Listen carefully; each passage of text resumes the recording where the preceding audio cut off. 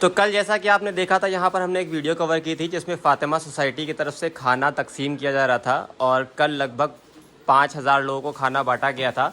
उसी सिलसिले में आज, जैसा कि कल उन्होंने फ़ातिमा सोसाइटी के द्वारा कहा भी गया था कि वो लोगों को राशन बांटेंगे, हम यहाँ पर देर से पहुँचे हैं और यहाँ पर अच्छा खासा सामान बढ़ चुका है, क्योंकि इनका कहना यह है कि जब आप आए हैं उस वक्त से पहले ही लगभग ये 11 बजे से सामान बांट रहे हो और काफ़ी सामान बढ़ चुका है।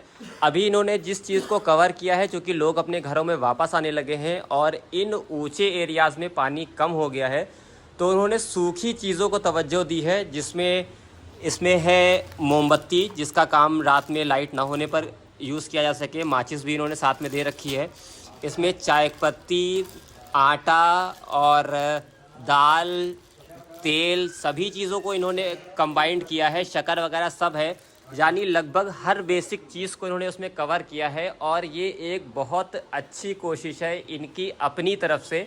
और इन्होंने किसी भी, जैसा कि इनका कहना है फ़ातिमा सोसाइटी का, कि इन्होंने बाहर किसी से भी किसी तरीके का चंदा किसी भी राजनीतिक पार्टी या किसी भी प्रशासन से नहीं लिया है। ये अपने बल पर लोगों के लिए कर रहे हैं, जो कि बहुत ही जज्बे की बात है। जैसा कि कल भी हमने इस चीज़ को कवर किया था कि इन्होंने कल की डेट में लगभग 5,000 लोगों को खाना बांटा है और ये बहुत बड़ी बात है। और अगर आगे भी ये ऐसा ही प्रयास करते रहेंगे, ये देखिए बैग्स पैक होकर जा रहे हैं और ये लोग लड़के जो है पूरी पैकेट एक फैमिली को ही देंगे। ये खाना पहुंचाने के लिए जा रहे हैं और यहाँ पर कम से कम 15 से 20 लड़के हैं जो अभी इससे पहले ले जा चुके हैं और ये वहाँ से किसी और को देकर वापस आए हैं। ये बहुत मेहनत कर रहे हैं, सुबह 6 बजे के उठे हुए हैं और क्योंकि सुबह 6 बजे के बाद मेरा फ़ोन ऑफ हो गया था तो हम कोई अपडेट नहीं दे पाए थे। आगे जो भी अपडेट आती रहेगी, क्योंकि इनका कहना है कि अभी ये सूखा खाना बांट रहे हैं। रात में जिन घरों में खाने की व्यवस्था नहीं हो पाएगी, क्योंकि अभी निचले स्तरों में अभी भी पानी भरा हुआ है और उनके यहाँ खाना पकाना नामुमकिन है, तो शाम को खाने के लिए अलग से भी इंतज़ाम किए जाएंगे।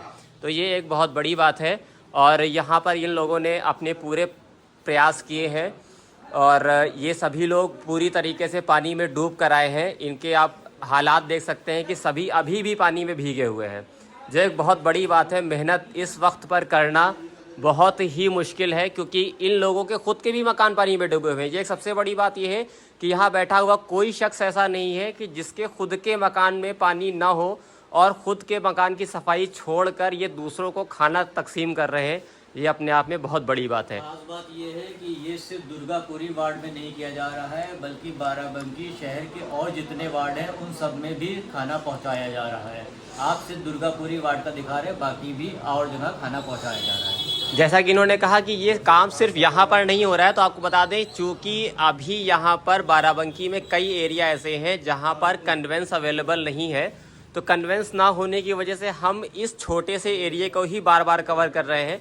तो उन्होंने बिल्कुल सही बात कही कि ये जो तकसीम हो रही हैं चीज़ें, ये पूरे बाराबंकी में हो रही हैं, तो हम ये नहीं कहेंगे कि सिर्फ ये यहीं तकसीम कर रहे हैं। इनका शायद ये ऑब्जेक्शन भी हो सकता है कि हम सिर्फ यहीं दिखा रहे हैं, तो सिर्फ इतना ही एरिया में काम ये कर रहे हैं किसी एक स्पेसिफिक एरिया में।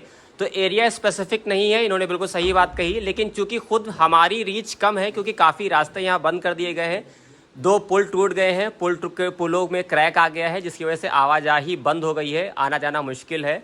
और आगे अगर शाम को, जैसा कि इन्होंने कहा कि शाम को खाने के लिए जिन एरिया में पानी भरा हुआ है वहाँ खाने के लिए अलग से इंतज़ाम किए जाएंगे, तो वो जब खाना आएगा तो हम फिर से आपको अपडेट ज़रूर करेंगे। हमारे साथ बने रहें। धन्यवाद।